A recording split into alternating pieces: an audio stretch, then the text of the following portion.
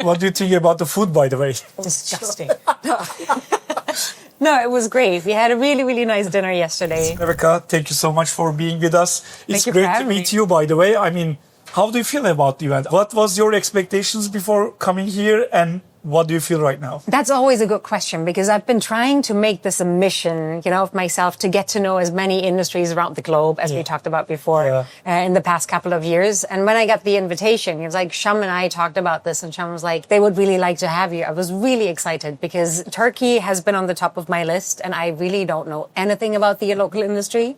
So it's always rewarding for me, to get to be at certain places and then have such a deep insight with an event like this, So looking at the games, and it was 12 different games that we saw the pitches today, it's just fascinating how diverse the genres are. I really like the quality of the pitches.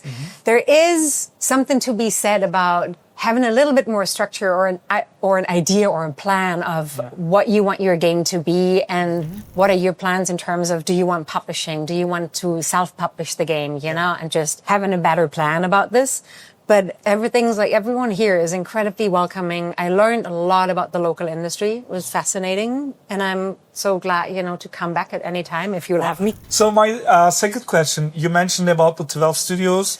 And when you think about the presentations, I saw you try the games. And then what are the 3 key things that you can share with our audience, about the games and the presentations and, what was the 3 key things in your mind? Oh, that is a tough question. First of all, really flattered by everyone saying Pete was their inspiration, for certain things. Yeah. I keep doing that. That's the first. No.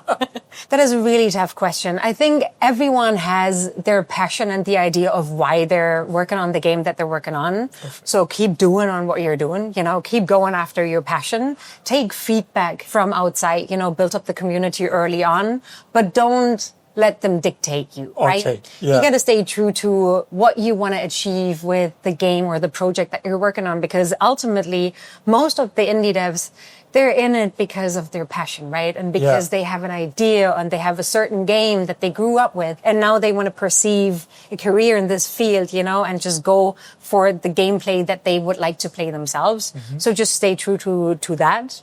And when it comes to your vision of finding a publisher or self-publishing, my advice is always, if you're going for a publisher, there's good reasons to do that, but then find the right partner that fits for you.